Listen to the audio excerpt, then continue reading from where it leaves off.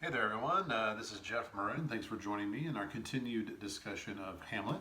And just as a reminder for these particular videos, I am referring to the Folger Shakespeare Library version of the book. This particular video, I want us to look at Act 3, Scenes 1 and 2. I think there's enough information here and enough going on here to make this one video and then finish the Act 3 in a separate video. All right, and as always, I want us to go ahead and take a look at the summary of the scene, which is on page 122. All right, so it says here that after Rosencrantz and Guildenstern report their failure to find the cause of Hamlet's madness, Polonius places Ophelia where he and Claudius may secretly observe a meeting between her and Hamlet.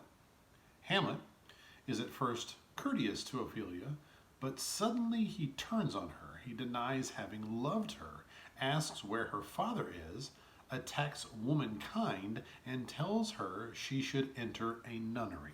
All right, we'll talk about that word here in just a minute. After Hamlet exits, Claudius decides that Hamlet's erratic behavior is not caused by love and announces a plan to send Hamlet to an embassy in England, just to get him completely out of there. All right. Polonius persuades Claudius to take no action until Gertrude talks with Hamlet after the play, which is scheduled for that evening. All right, and so with that little bit of information, because I think it helps us to kind of know what to expect as we are moving our way through the particular scene, let's go ahead and let's get into the actual language of Shakespeare and what happens in this particular scene. So on the second page, page 125, the king mentions to Gertrude, ask for Gertrude to leave, because if you remember, the plot that they've made, or the idea that they've come up with to kind of figure out what's going on with Hamlet, is for Polonius and Claudius, Claudius, King Claudius, Hamlet's uncle, now stepfather, all right, King Claudius and his advisor Polonius, the father of Ophelia, who is Hamlet's love interest, are going to hide behind an arras, a hanging panel of fabric there, as they make a meeting between Hamlet and Ophelia to kind of look around and peek through to see exactly how he interacts with her whenever they're put in the same place. All right, and we're reminded of that on line, let's say 31 there, where the king says, "Sweet Gertrude, leave us too, for we have closely sent for Hamlet hither, that he, as 'twere by accident, may here affront Ophelia. Her father and myself, lawful espials, will to bestow ourselves, that, seeing unseen, we may of their encounter frankly judge, and gather by him as he is behaved, if it be the affection of his love, or no, that thus he suffers for." Okay, is it his love for Ophelia that is causing him to suffer, or is it something else? All right, so we are going to be unseen, and we're going to judge for ourselves as to what the deal is. And there's no better way than to judge than to put them together and have Hamlet pretty much explain himself to her. All right. So what we see on page 127 is the big speech of all speeches of Shakespeare's. Okay, this is Hamlet's soliloquy, and if you remember what a soliloquy is a speech that a character gives, not to the audience, not to any other character on stage, but it is as though the character is just like going through his or her thoughts and just speaking them aloud to give utterance to what's going on in his or her mind. All right, so that the audience then is clued into the true disposition of Hamlet, because we hear in Hamlet's own words what he truly believes, and it's pretty deep, and it's fairly troubling, because of some of the topics that he's considering are pretty weighty here. All right, and it begins on page 127. You can see where it says "Enter Hamlet" down there. Yeah, so we see right here, Hamlet says what, is probably one of the most famous lines in all of Shakespeare: "To be or not to be." That's the question. So he's pondering whether or not life is worth it right now, okay? Because of all this stuff where his uncle has seduced his mother and killed his father to try to usurp and take over the throne of the country of Denmark. And he's just, this drunken power grab kind of a thing is just too much for him. As he perceives the frailty of womankind is too much for him, to where he's just like, this is all just absolute nonsense and I want no more of it. All right. But there's a conundrum that he comes up with as he's balancing out this to be or not to be. Okay. He says, whether 'tis nobler in the mind to suffer the slings and arrows of outrageous fortune, or to take up arms against a sea of troubles and by opposing in them. Okay, is it better to just endure everything? Or is it better to stand up and fight back, and if you fight back, you can end them? Okay, which is better? All right, now, seems like that should be an easy answer, but he's a philosophical type. He's going to start, really trying to tap in underneath these ideas, okay? And he says to die, to sleep, no more. And by sleep, to say we end the heartache and 1,000 natural shocks that flesh is heir to. 'Tis a consummation devoutly to be wished. If we die, it's like going to sleep. And when we're asleep, we're not really dealing with all of these, issues. But, all right, he says to die to sleep. To sleep, perchance to dream. Aye, there's the rub. That's the thing. Because when we sleep, it's not as though we have no concerns. We have nightmares. We have things that we are, worried about in our real life that surface in our dreams. To say that because we are asleep, we have no more worries, that's not true at all. So if death just means sleep, and we feel that, oh, okay, sleep will give us the relief we want. No, because sleep doesn't always relieve us. I've woken up stressed before. I've woken up in a cold sweat before, panting and like my heart pounding in my chest. All right? Does that mean that I had no more concerns because I was asleep? No. So his idea is like, we don't know what lies on the other side. And if we don't know what lies on the other side, how do we know that that's better than this? We don't. Okay? That's his whole point. He says, for in that sleep of death, what dreams may come? When we have shuffled off this mortal coil, must give us pause. Okay? There's the respect that makes calamity of so long life. For who would bear the whips and scorns of time, the opposer's wrong, the proud man's contumely, the pangs of desperate love, the law's delay, the insolence of office, and the spurns that patient merit then worthy takes, when he himself might his quietus make with a bare bodkin. Okay, so who is going to deal with all this? All right, who would deal with anything in life if we knew that there was a true easy way out of this? But we know nothing about what lies beyond. All right? He says, who would fardels bear, or who would burdens bear, to grunt and sweat under a weary life, but that the dread of something after death, the undiscovered country from whose bourne no traveler returns, puzzles the will, and makes us rather bear the ills we have than to fly to others that we know not of. All right? So the thing is, we don't know what lies beyond. So that's why we bear the burdens. That's why we do this, because it's an undiscovered country that there has been no explorer who has truly gone to the country of death and found out everything and then come back and reported to us what it is really like. All right? So then he goes on to say, thus conscience, okay, thus in this case, our ability to reason, our knowledge of things. Conscience does make cowards of us all, and thus the native hue of resolution is sicklied o'er with the pale cast of thought. All right? So the fact that we know this, the fact that we can reason through this, the fact that we're smart enough to know, okay, as bad as this might be, there could be worse things beyond. And once we're there, there's no going back. All right? So to him, he's saying, all right, I figure this out. I'm going to stick this out, and I'm going to plow through these burdens that I have right now, because what lies beyond, I don't know.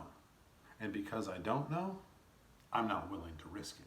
So as Hamlet is walking around thinking these deep and morbid thoughts about life versus death, in walks Ophelia.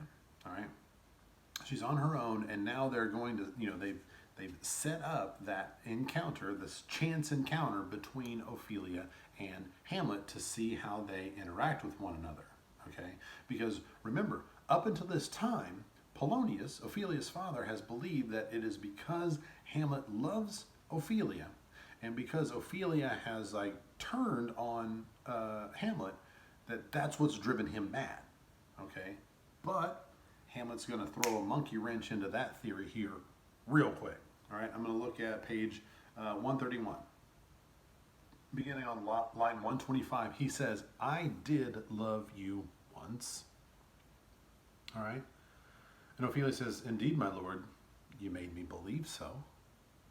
Hamlet says, you should not have believed me, for virtue cannot so inoculate our old stock, but we shall relish of it. I loved you not. Ophelia, I was the more deceived. We get the sense that this is really hurting her, the things he has to say. It's very cruel what he's doing to her right now. And then he says, get thee to a nunnery. All right, and in this case, a nunnery would be a convent, where nuns, stay and they live their lives and they give themselves over to service and study of the Bible and things like that. It's also sometimes used as a joke to mean a brothel, okay, or a place where prostitutes work. All right, and he's going to go on here to say, look, yes, I do blame womankind. I blame womankind because a woman bore me into this world, and this world sucks. All right, and he's looking at his mom and his mom's involvement in marrying, her husband's brother so soon after he was killed, right, or so soon after he died. Okay, Hamlet knows it's because he was killed. All right, and so he just is very angry at all of womankind for this whole thing. He goes, get thee to a nunnery, he says. Why wouldst thou be a breeder of sinners? I am myself indifferent honest, but yet I could accuse me of such things that it were better my mother had not borne me. I am very proud, revengeful, ambitious, with more offenses at my beck than I have thoughts to put them in, imagination to give them shape, or time to act them in. What should such fellows as I do crawling between earth and heaven? We are errant knaves all, believe none of us. Go thy ways to a nunnery. All right? So I'm awful. And my mom brought me into this world. All right? I have more bad things that I can get involved in than I can even make up here right now. There's so much that I could do wrong on planet Earth. All right? And if I just had never been born, it would have been better. All right? Pretty strong and insensitive and careless words that he is just flinging out. And not just because it hurts her, but just because of what it actually means. All right? Hamlet down at the bottom, in 146 of page 131 says, if thou dost marry, I'll give thee this plague for thy dowry. Be thou as chaste as ice, as pure as snow, thou shalt not escape calumny. Get thee to a nunnery. Farewell. Or, if thou wilt needs marry, marry a fool, for wise men know well enough what monsters you make of them. To a nunnery, go, and quickly too, farewell. All right? So he says, wise men know well enough what monsters you make of them. Blaming womankind for so much here. All right? Was it womankind that poisoned his father? No. All right? But he feels his mother should be somebody who was standing up for the right thing.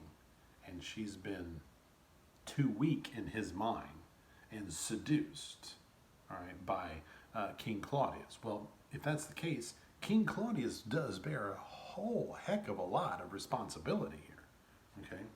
Ophelia says, heavenly powers restore him. Like, bring this man back. He's losing his mind. Like, please, like, restore him back to the Hamlet we once knew, all right? Hamlet says, I have heard of your paintings too well enough. God hath given you one face, and you make yourselves another. You jig and amble, you lisp, you nickname God's creatures and make your wantonness, your ignorance. Go to, I'll know more on't. It hath made me mad. I say we will have no more marriage. The marriage between us, off. All right. Those that are married already, but all but one shall live. The rest shall keep as they are. To a nunnery, go. And he leaves, and she says, oh, what a noble mind is here o'erthrown. Like, she's just looking, thinking, man, we know he's a career student. We know that he wanted to go off to the university. We know that he can quote from memory from the Aeneid. Yet he's bonkers. He's off his rocker, she says. And he's made quite a display here for her to believe, truly believe, that he's nuts. All right? She goes on then to suggest down to the end of the page there, page 133, that basically I believed his BS. All right? On page 135, we see that the king says, he shall, this is the very top of page 135, the first line, he shall with speed to England. They're going to send him to England, from Denmark to England, to be kind of the embassy there, so that he is just complete, he doesn't ruin anything, and he doesn't, with his erratic behavior, just create all kinds of problems for them. Okay. And Polonius, says to the king here, this is the last thing in this scene, it shall do well, but yet do I believe the origin and commencement of his grief sprung from neglected love? How now, Ophelia? You need not tell us that Lord Hamlet said. We heard it all. Okay, it's not about the love thing. We were off on that. Okay, because we heard everything. Okay, he's got so much more that he's dealing with as far as his madness than just being heartbroken over you. Okay, my lord, do as you please, but if you hold it fit, after the play, let his queen mother, all alone, entreat him to show his grief. Let her be round with him, and I'll be placed, so please you, in the ear of all their conference. If she shall find him not, to England send him, or confine him where your wisdom best shall think. All right. So again, Polonius is going to set himself up in a place where he is going to observe, spy on Hamlet and Gertrude as they speak, almost like, okay, I'm going to confirm this madness, right, that we've seen on display here. Because if like that's the way he acts to Ophelia, let's see how he acts towards his mom, and let's see if he's a madman with his mom, and that will totally confirm what we saw here. All right, and then once we know really, what is going on, and just is this madness constant and all the time? Because if it is, then send him to England, confine him, imprison him here, do whatever you think is best as far as Hamlet goes. So now after that scene, we are going to get into that play. That play that, the murder of Gonzago, right? That Hamlet inserted some of his own lines into, 12 to 16 of his own lines into this play, right? But let's begin, as we do, with page 134. The summary over there says, Hamlet gives direction to the actors and asks Horatio to help him observe Claudius's action to the play. When the court arrive, Hamlet makes bawdy and bitter comments to Ophelia. the traveling actors perform in dumb show and then with dialogue. Basically, they act it out, like pantomime it, okay, without any actual words to it. They just act it out, and then they go through it a second time with, the actual conversation between the characters. The story includes many elements of Claudius's alleged seduction of Gertrude and murder of King Hamlet.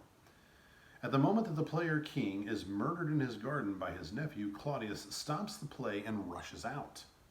Hamlet is exuberant that the ghost's word has been proved true. Rosencrantz and Guildenstern return to tell Hamlet that Claudius is furious and that Gertrude wishes to see Hamlet at once in her sitting room. Hamlet promises himself that he will not harm her, though he will speak daggers. All right, so let's go ahead and let's check out how this actually plays out as far as the language goes.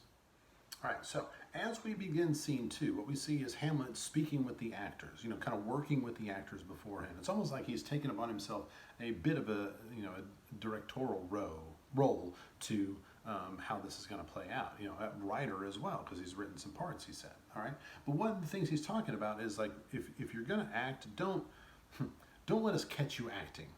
Play everything natural. Okay, so he goes on, this is the very beginning of scene 2. He says, "Speak the speech, I pray you, as I pronounced it to you, trippingly on the tongue. But if you mouth it, as many of our players do, I had as lief to the town crier spoke my lines. Nor do not saw the air too much with your hand. Don't gesticulate, don't overdo it, okay? Play it naturally, all right? It says, but use all gently, for in the very torrent, tempest, and as I may say, whirlwind of your passion, you must acquire and beget a temperance that may give it smoothness, okay? Basically, we want you to be convincing whenever you play these roles. It says, oh, it offends me to the soul to hear a robustious, periwig pated fellow tear a passion to tatters, to very rags, to spilt the ears of the groundlings. Okay, those are the people who were, in the audience, the ones who would stand on the ground, not the ones in the actual, risers or bleachers there, but the groundlings. Okay, so, to split the ears of the groundlings, who for the most part are capable of nothing but inexplicable dumb shows and noise.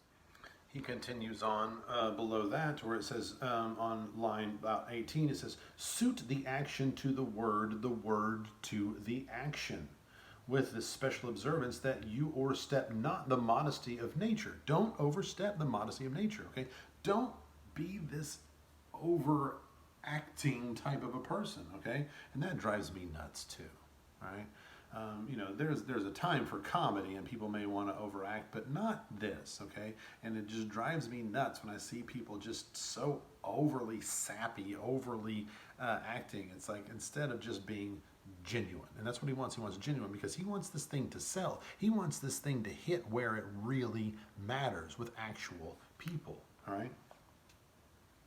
He says, for anything so o'erdone is from the purpose of playing, whose end both at the first and now was and is to hold as 'twere the mirror up to nature. You're holding the mirror up to nature. I want you to show everybody what it's really like to be a human being, to be alive, for them to see what's truly going on, all right?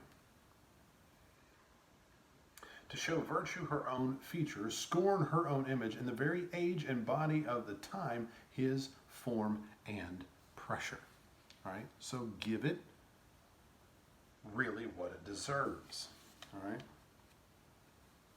Now on page 141, about line 80, he's speaking to his buddy Horatio. Remember, Horatio is one of the ones who was, the first ones to witness the ghost of King Hamlet. All right, and he's wanting Horatio to help him, like, watch the king as this is going on. Watch the king and see what he does and how he reacts whenever certain things go down on the stage, because, he's setting this up for a purpose, all right?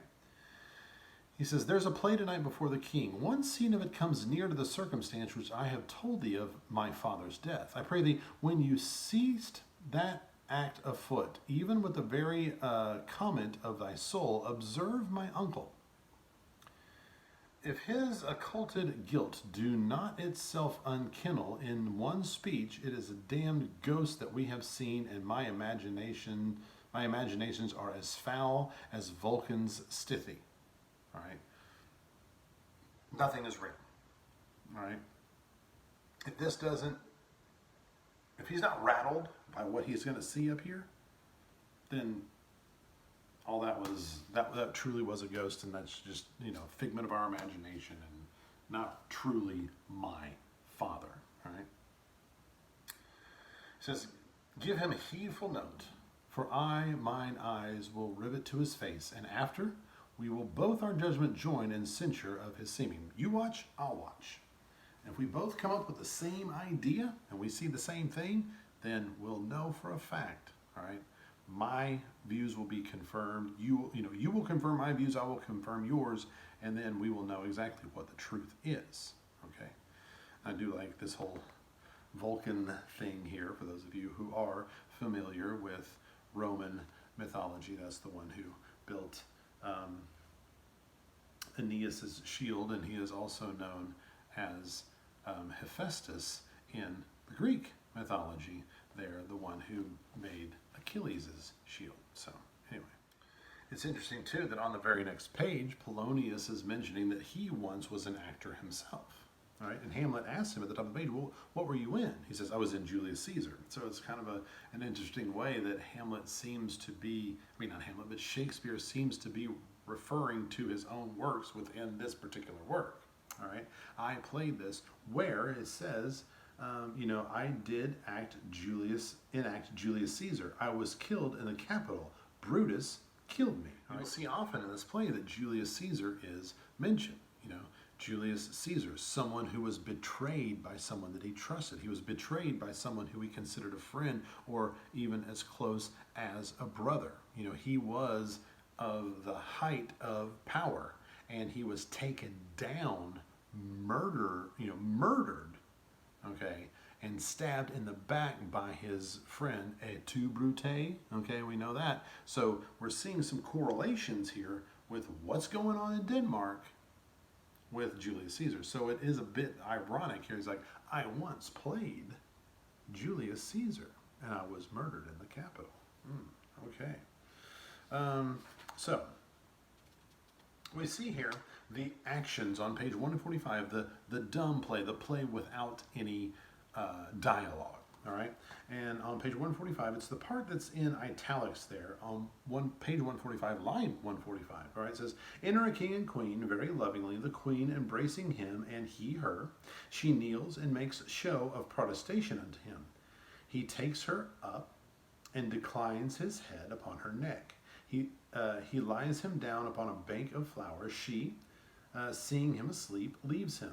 Anon comes in another man, takes off his crown, kisses it, pours poison in the sleeper's ear, and leaves him. The queen returns, finds the king dead, makes a passionate action. The poisoner, with some 3 or 4, come in again, seem to condole with her. The dead body is carried away. The poisoner woos the queen with gifts. She seems harsh a while, but in the end accepts his love. All right, so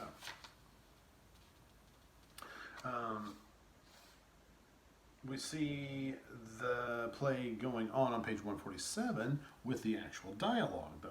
Okay, and I'm going to start reading some things on the bottom of page 147 about line 200, where the player queen says, "Oh, confound the rest, such love must needs be treason in my breast.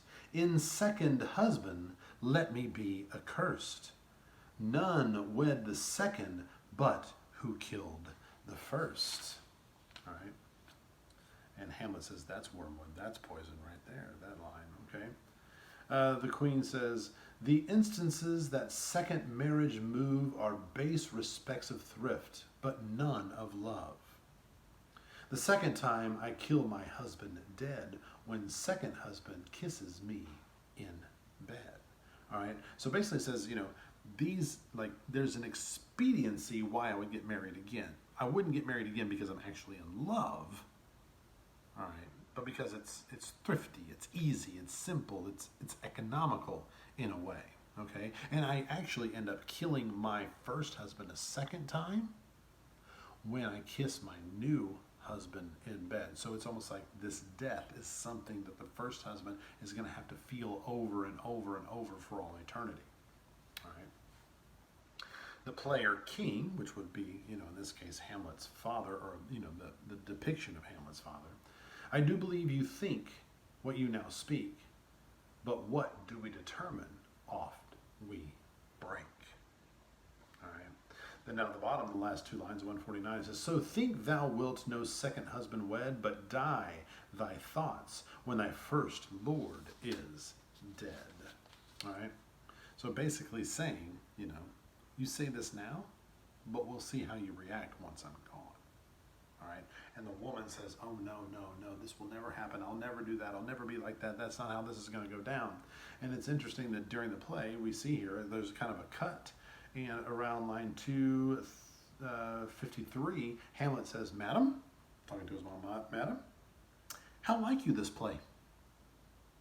And the queen says, the lady doth protest too much, methinks. Like, it seems to me that this woman protests too much because she realizes that this is the same situation that she has.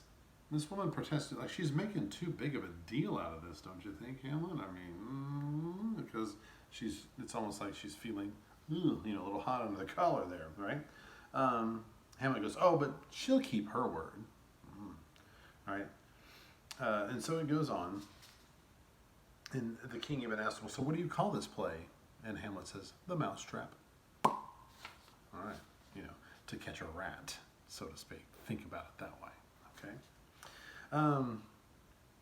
So, we see on page 153, about line, it's not the dialogue, but it's just above Hamlet's dialogue, around 287, okay, or so, where it says, the actions of the play that they're watching. He pours poison in his ears.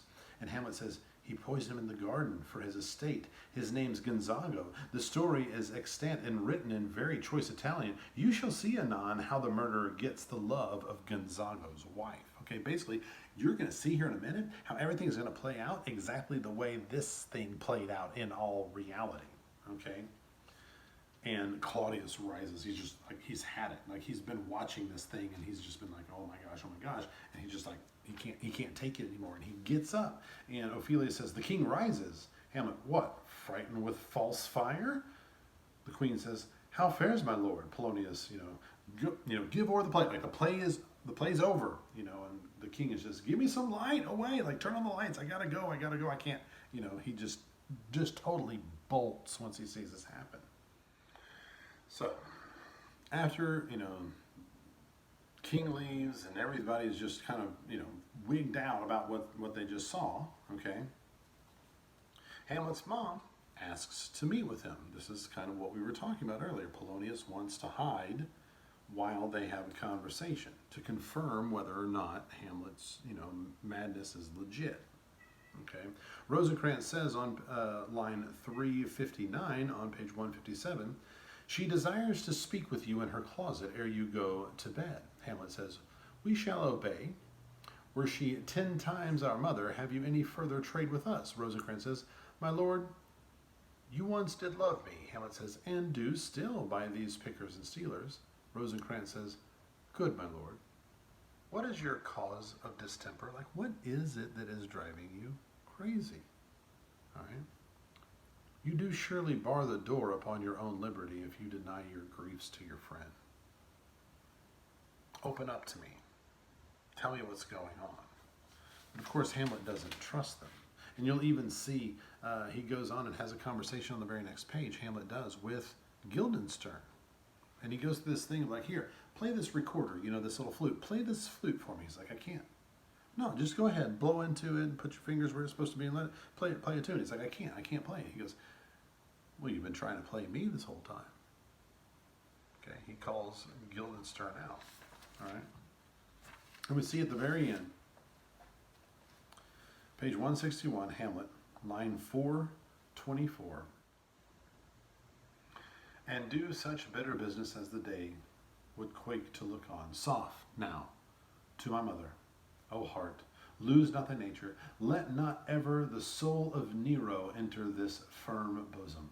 Nero, the emperor of Rome, who played his fiddle while Rome burned. Okay, so he's saying, I don't want to be that cruel, as it seems that this kingdom could come crumbling down. All right, I don't want to be that harsh, but okay, let me be cruel, not unnatural. I will speak daggers to her, but use none. Okay. My tongue and soul in this be hypocrites. How in my words somever she be shent, to give them seals never my soul content. All right. So he's off to speak to his mom, and he's not going to hold anything back. All right. So I'm leaving it there. That was Act 3, Scenes 1 and 2. Stay tuned for Act 3, Scenes 3 and 4. All right, read them on your own, annotate them on your own. Meet me back here, and I'll read some things to you, and we'll talk about them. All right, so until then, and as always, I will say happy reading.